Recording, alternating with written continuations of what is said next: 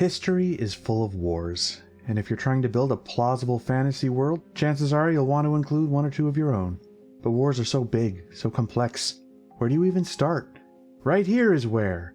Whether your people fight with sticks, dragons, or starships, I'm going to give you 5 tips. Things to think about to help you write more plausible, more interesting wars. So obviously, you're allowed to make your wars be about whatever you want. If you decide the Yeerks need to get hosts for the One Ring so they can blow up the Death Star's Infinity Stones, great, do whatever. But if you want your wars to feel more historically accurate, you need to come up with 2 reasons for every war. A real one and a fake one. What the leaders do and what the leaders say. Here's what I mean. At first glance, if you look at history, it seems like there's 1,000 reasons people fight wars. There's religion, patriotism, tribalism, revenge, honor, glory, nationalism, preemptive self-defense, ideological incompatibility. But it turns out those are almost never really the reason for wars. When the decisions get made, they often contradict what you would expect if that list were the real reasons. That's because those are pretexts, excuses, fake reasons for the masses. Now, I'm not saying people don't believe in those things, that people don't fight and die for those things. They absolutely do. That's what makes them good pretexts.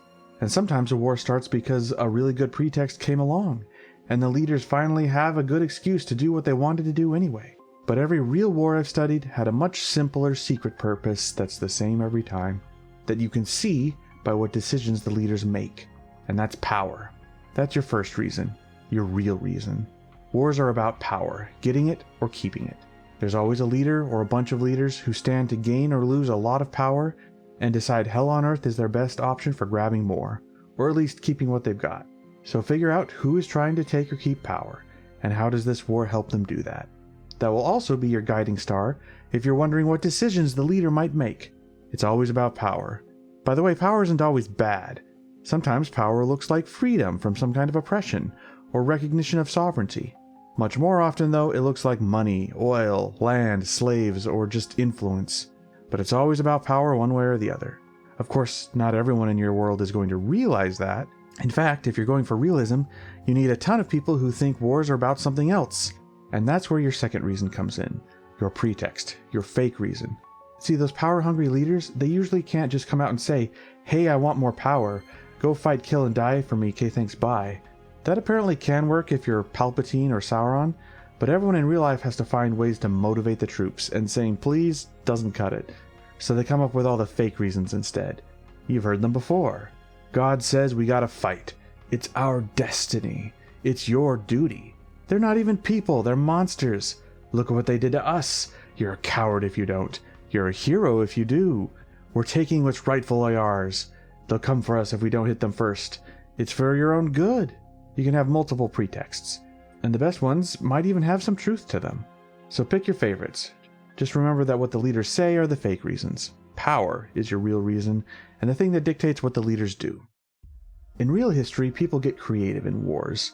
They use every tool they've got, and then invent a few more besides.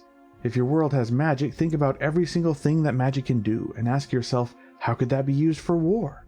Because that's exactly what the people fighting the war would do. Even if all your magic can do is summon baskets, there's going to be someone trying to make basket armor, or incendiary baskets, or basket minefields, or using their basket surplus to improve supply lines, or something. Tech is the same.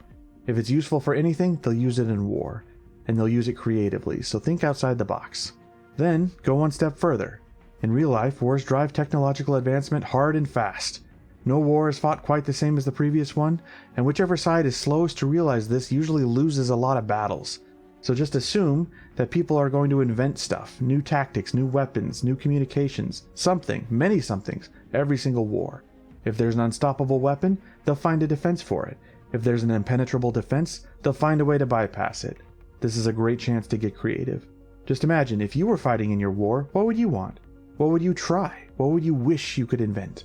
This is important because it dictates how your battles work.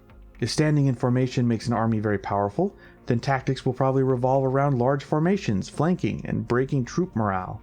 Battles will be mostly about making the enemy break and run first. Or say you have powerful guns that are accurate at long range. Then battles will probably tend to take place at the effective limit of that range. People will make use of camouflage, cover, stealth. They'll find every way they can to shoot without being shot.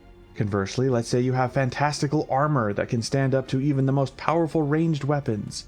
Then, battles will probably be more up close and personal. Tactics might be more about ganging up and maximize damage on one enemy at a time, and rotating out soldiers as their armor starts to fail. Or, let's say instantaneous long-distance teleportation is common. Then, there likely won't be battle lines at all, since taking territory would be meaningless. Instead, it's all about concealing your location while finding out where your enemies are, or better yet, where they will be, and ambushing them. Battles would have to be fast and decisive, since people could just teleport away as soon as they realize they're losing. Information and espionage become the real battleground. These are just examples, but hopefully you get the idea. The magic and tech available should strongly influence how your fighting works. Many types of resources are important during war. Food, raw material, troop numbers, industrial capacity, weapons, ammo, fuel, cold weather gear, all these things can matter a lot, but there's one resource that matters the most that decides the final outcome of the war, and that is morale, or willingness to fight. Imagine two warring groups. The first is a giant empire, with all the money, all the industry, all the resources, and all the troops in all the world. But the people of the empire are getting really tired of wars, tired of leaders making wars. They're about done with fighting, or getting ready to fight internally. The second is a tiny rebel group with nothing and nobody except the will to keep fighting no matter what. Year after year, decade after decade, generation after generation. Who's gonna win? I mean, nobody really wins in wars, but my money's on the rebel group, every time. That's because historically, even the most powerful empires of the world don't have enough power to truly hunt their enemies to extinction. People are just too good at surviving. Instead, real wars end when one side gives up. I used to imagine wars are won when someone's capital is taken, or when their territory is fully conquered, or when the leaders fall. Nope. The thing that makes a war stop is when the people fighting decide they're done. For this reason, there are counterintuitive truths to war. Holding territory is often much harder than taking territory. Attacking civilians might make your enemy stronger, not weaker. It can be a very good strategy to give your enemy a path of retreat and an honorable way to surrender. You'll probably regret it if you make your enemies think they must fight to the very last soldier and the very bitter end. This is why propaganda is such a critical part of war. Morale decides who wins, and propaganda influences morale.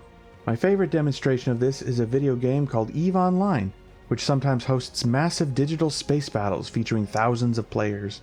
After every such battle, the leaders of the virtual nations on both sides get online and publicly declare victory.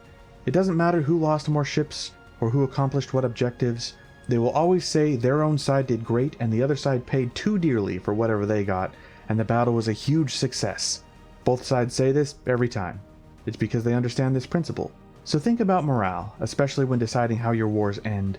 Think about how your people would use propaganda, both to motivate their own side and deflate the other. There's a story I once heard about a commander in ancient times. He didn't have enough troops to conquer a town he needed, so he went out in the night and lit hundreds of campfires. The fires made it look like he had a much bigger army than he had, and gave his real troops a chance to move unnoticed in the night. The town surrendered to the huge fake army, and presumably felt very foolish afterward. I tried to look up the story for this video, and the internet basically said, "Be more specific, which time do you mean?" It turns out that basic thing has happened over and over, all over the world, from the time we discovered fire all the way up until the Revolutionary War, in which, get this, Washington pulled it off twice. Stupid Cornwallis. The point is, deception is and always has been a crucial part of war. People have long used spies and counter-spies, they've leaked fake plans, they've sent a small force of loud troops one way and a large force of sneaky troops another way. They've draped canvas on the side of their sailing ships to make it seem like they have more cannons or fewer. You might think with better technology this would get harder, but no, it's just gotten more elaborate. In World War II we had fake air bases, inflatable rubber tanks, actors impersonating their enemies on the radio, and trucks with loudspeakers thundering through the woods. It makes a lot of sense, right? Nobody has perfect information in war. A smart leader does everything they can to make their own information better and their enemy's information worse. You want your enemy so confused and paranoid that even when they get real information or there's a real leak, they're too scared to trust it. If their first thought is, "Shit, is it real this time? I can't tell," then you're doing it right. But I see so little of this in fiction. Where are the wooden dragons, the plastic starships, the cardboard doomsday weapons, the floating fortresses made of balloons, the fleets that exist only in the computer, the troops that exist only in the scrying mirror? Don't hide your Palantir under a cloth. Put on a show for it. Especially if illusion magic or hologram tech is common, this should be a major part of every war. This is the last tip for this video, but there's a lot more I could talk about.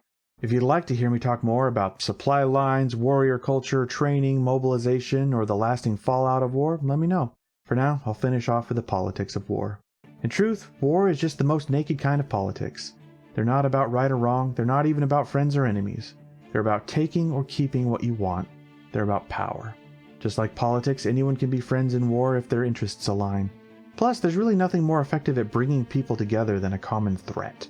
For these reasons, people who otherwise hate each other might have to act like they're friends during a war.